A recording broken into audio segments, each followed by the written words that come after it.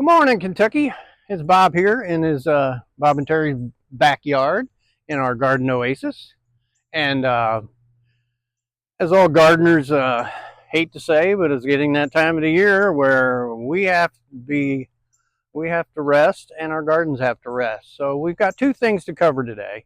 Um, One, it's time to put the garden to rest for the winter. And two, was your garden a success or a failure this year? Um, First, just a quick what we do. Um, it's 50 degrees here right now, and October 16th is our projected frost date, and it is the 12th of October. So we are just about there. And it's supposed to frost and supposed to go down to 34 degrees Tuesday, Wednesday. So the almanac is right on. So it's time to get your garden prepared for winter. Um, First, you do not leave the garden if you had tomatoes and all kinds of stuff in your garden. Don't leave them there all winter. You know, build a compost pile, make a pile, get them out of the garden. The pests we had this past year have been horrendous, so we don't want them harboring in all that stuff. So get your garden clean, get your beds clean. Um, you know, tomatoes are done, and most people had them out of there a month ago. But we were still getting tomatoes yesterday, and um, and peppers the same way. Peppers love heat, so they go like heck. Now it's cold, and peppers are done.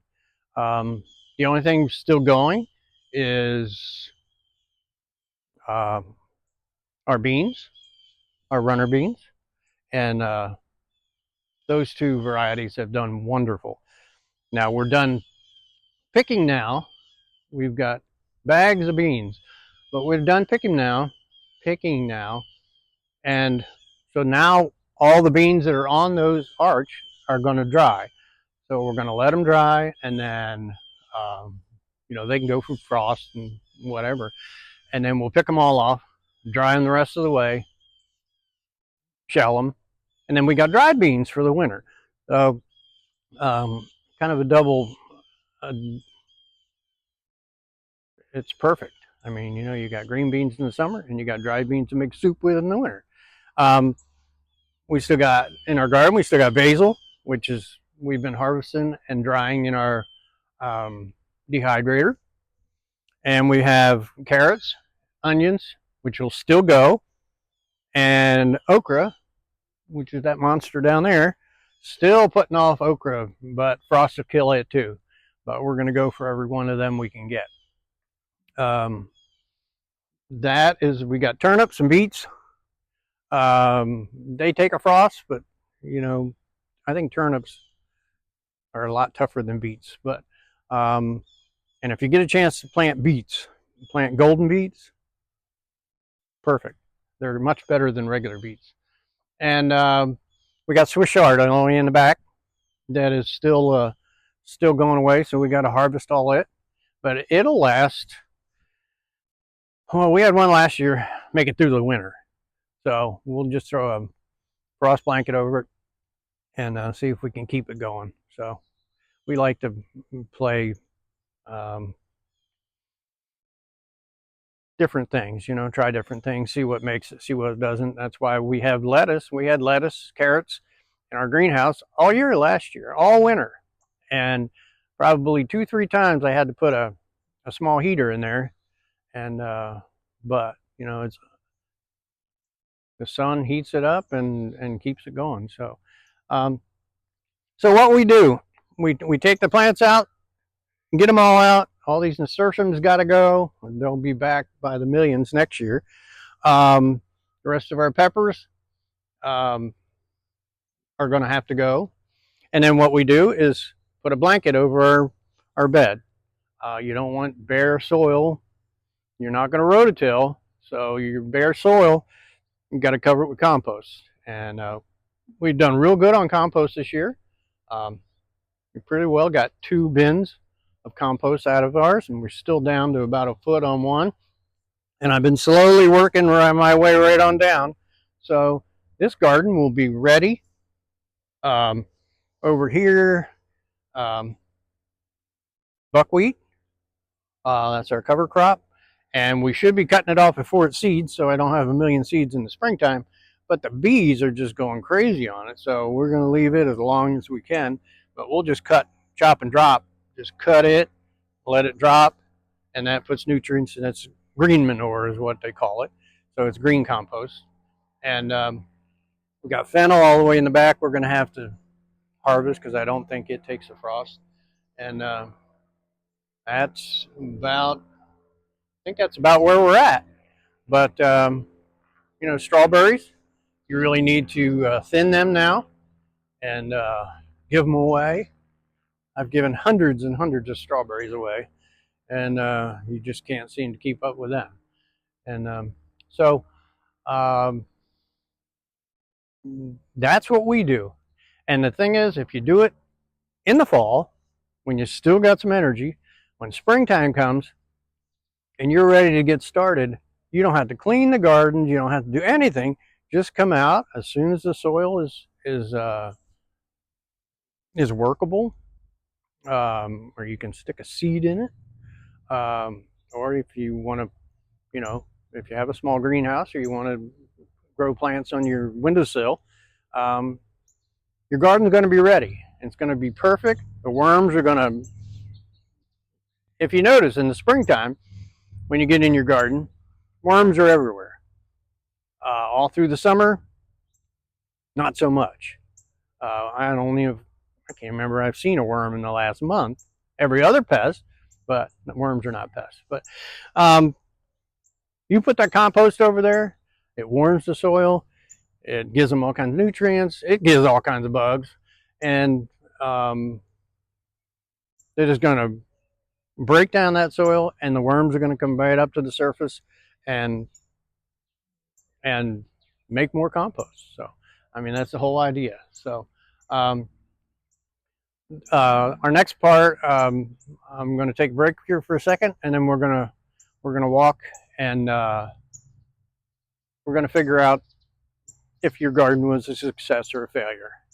And so I'll be back in a second. Later. It's Bob. He's back in his backyard, standing in front of the pond.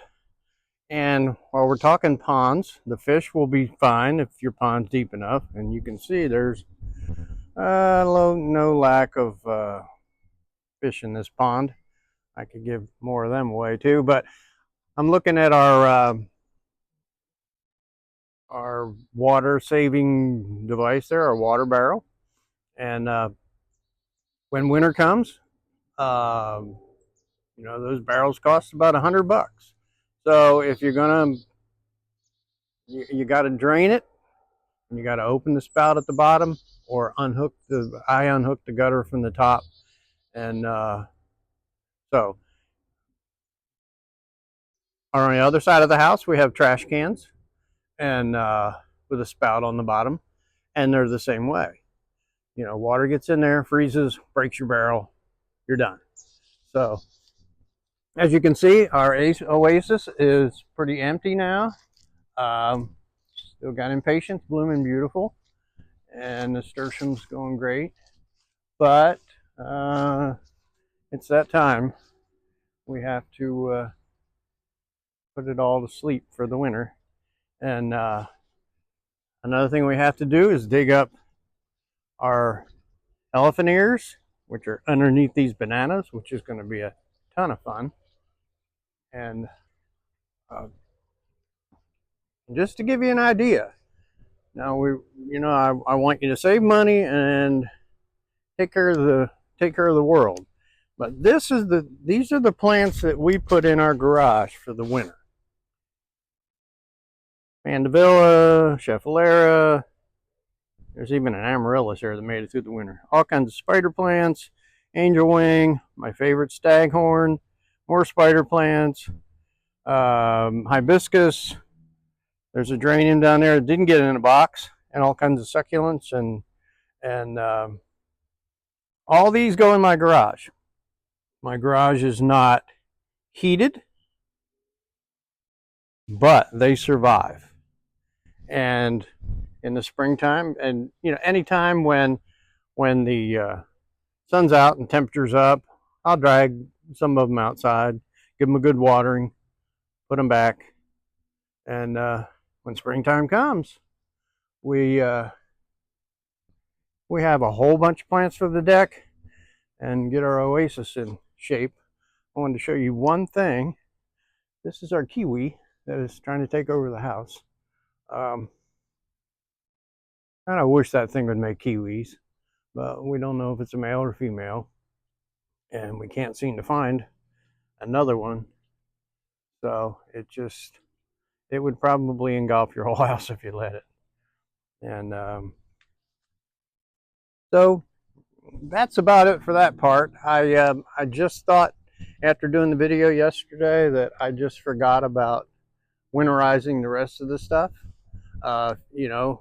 Stupid stuff like your garden hose. Unhook them, get them off of there. They're gonna burst. I'm a handyman, so I've repaired many of hydrants underneath the house where people just don't take their hose off. And anything with water in it, if you don't want it broken, take it off and empty it out, turn it upside down. Any terracotta, any decorative pots, things you want, turn them upside down, and they'll last the winter and give you many more years. So, all right. On that note, we'll talk to you soon. Bob's back. It's chilly here this morning. They've told us now that we're going to be in the low 30s. So we have done everything we can possibly do to get ready for the winter. So it's time to figure out whether your garden was a success or a failure. If you had one tomato or one pepper or one flower or one potato, it's a success. If it looks beautiful, I mean, it can be all herbs and flowers and not be any vegetables. It's still a success. It's a mindset. You just, like I've said the whole time in all these videos, a garden is never easy, never perfect, and never done. So, there's always next year. And this year has been just an absolute, they've thrown everything at us she can throw at us. And, from drought to just absolutely downpours for a week. And you just can't, we can't handle it. We don't like it, but plants don't either. And there's certain plants that love heat and certain plants that don't love heat. And, they've been through it this year. And so you just have to keep going.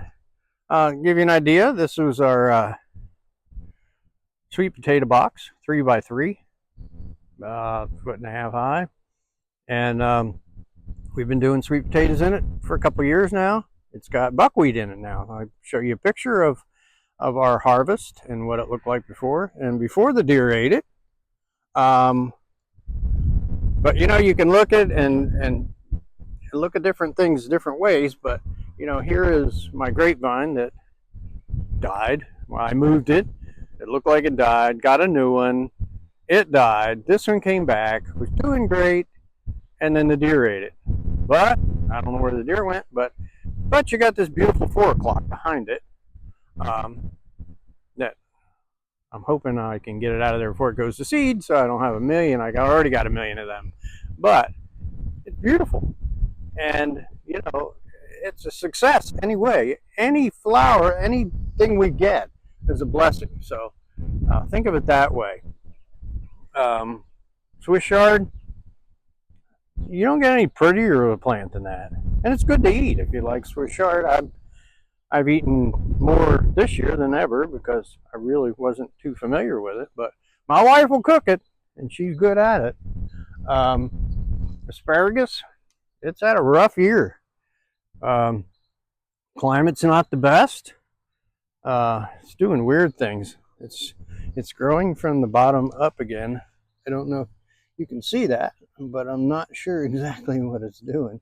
I'm hoping it doesn't damage for next year, but you know, if we remember right, the Roundup kind of whacked it pretty good, and so we, you know, we try to get, like I said in the rest of the video, trying to cover up. We planted radishes over there, which are coming up, new onions, which will make it through the winter, and we'll put the cover back over it so it'll help it out a little bit.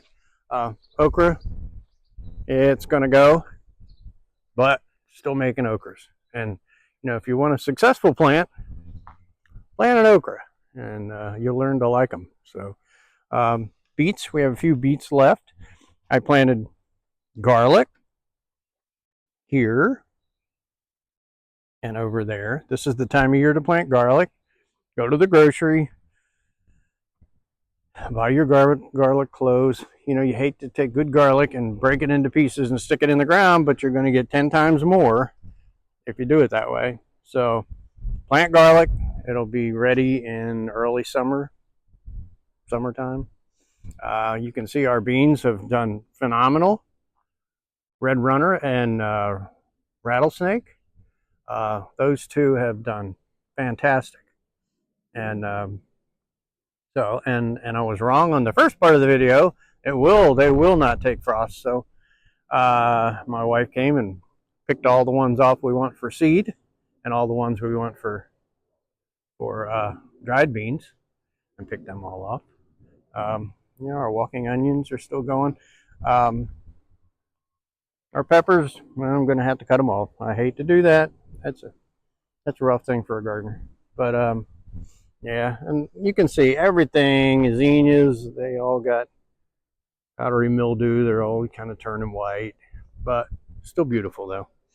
Kohlrabi, I think we kind of beat the bug, and so, and it's funny when we talk about different varieties of if you look at these are evidently two different varieties, because the ones on the left have hardly a bite in them.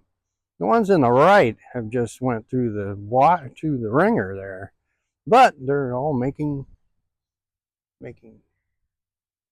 beautiful little root vegetables that are delicious. I know I keep saying that, but you need to try that. We got turnips.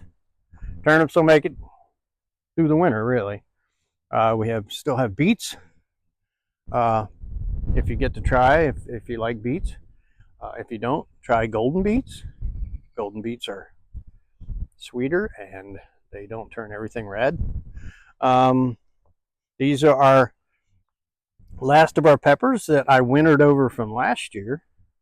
And just like we did the geranium, you do the same thing with the peppers. I was going to do that demonstration, but I forgot. Yep, take them in. Except you don't take all the dirt off. Just stick them in a pot. Cut them all the way back so they look really sad, and then see if you can get them through the winter. And you know, they had a slow start, but our temperatures were tough. I mean, peppers like it hot, and you know, ours just kept going back and forth and back and forth. Here's another cover crop. It's buckwheat, so we'll cut it. Borage, it's a beautiful little plant that supposedly makes it. Our basil, it'll be gone, but we keep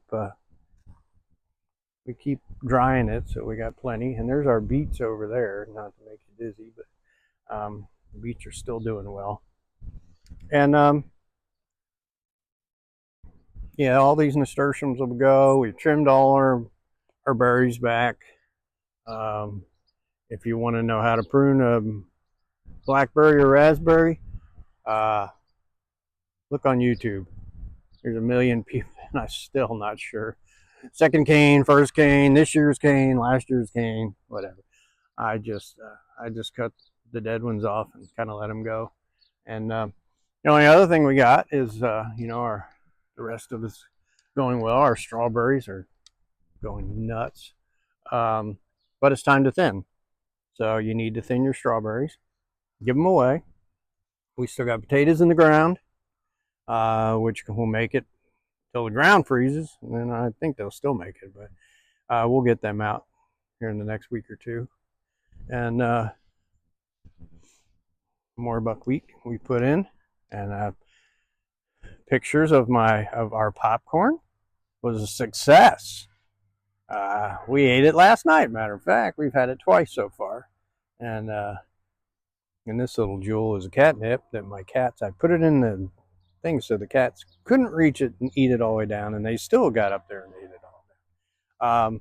Yeah, like canis bulbs, got to come out, or they won't be there next year.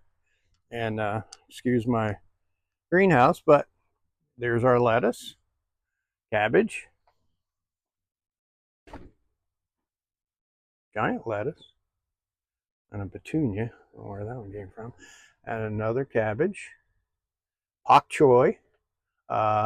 That's one you really need to plant if you like Oriental food. Pak choy is, there's like all kinds of pak and bok and all kinds of choys, but it's delicious, and you know we're going to try it in the winter and see if we can do it. And this is the grow bag that we had the lettuce in that was outside, and we just brought it in. Grow bags are great, I'm telling you. And so, you know, we'll have lettuce.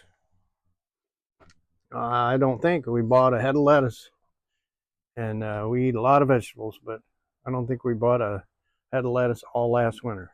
So it's a great thing to try if you're lucky enough to have a greenhouse. And if you got a fruit, you know, strawberries did great. Still, it's still tough on the vertical ones. Dries out too fast. But we got a ton of cherries. Our peaches were wonderful, and you know, we got a new fig tree over there. We're trying to diversify here. There's our fig tree, and you know, they get 10 or 12 feet tall, but we had one of the figs. They're delicious. So, on that note, just walk around your yard and think about what you want to keep, what you want to watch melt. You know, because that's the worst part about gardening is you get it to its full beauty, and then the frost comes, bam, everything's melted. So do your homework. Do some homework. Watch some YouTube. And you know, these butterfly bushes have done fantastic this year. And you know, that's a little bitty circle in there, and that's a big pile of butterfly food. And but you don't cut them until January. You know, you cut them right to the ground. So there's so much homework that you have to do to keep things going and keep it an oasis. Our bananas the frost will kill them. You cut them off about a foot tall, and mulch much as you can around them, and they'll come back full tilt next year. So think back to where we started. We'll talk to you soon, and keep gardening, and just keep enjoying what we have. It's all a blessing. And your garden absolutely was a success. So talk to you later. Later.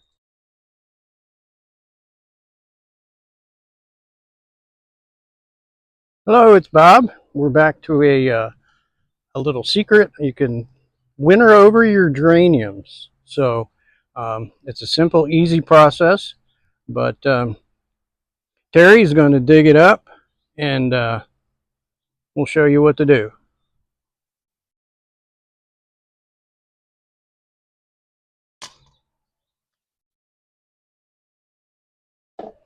Now it's going to freeze this week now. It's down to, they keep dropping the temperature, so we're getting all of our plants ready for winter.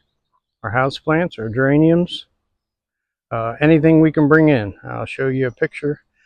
She's cutting off the, you usually cut them to a third to a half of what they are originally. You leave no dirt on the roots.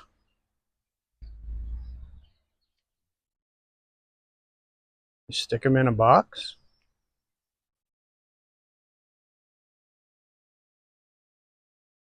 And store them in a closet or your garage.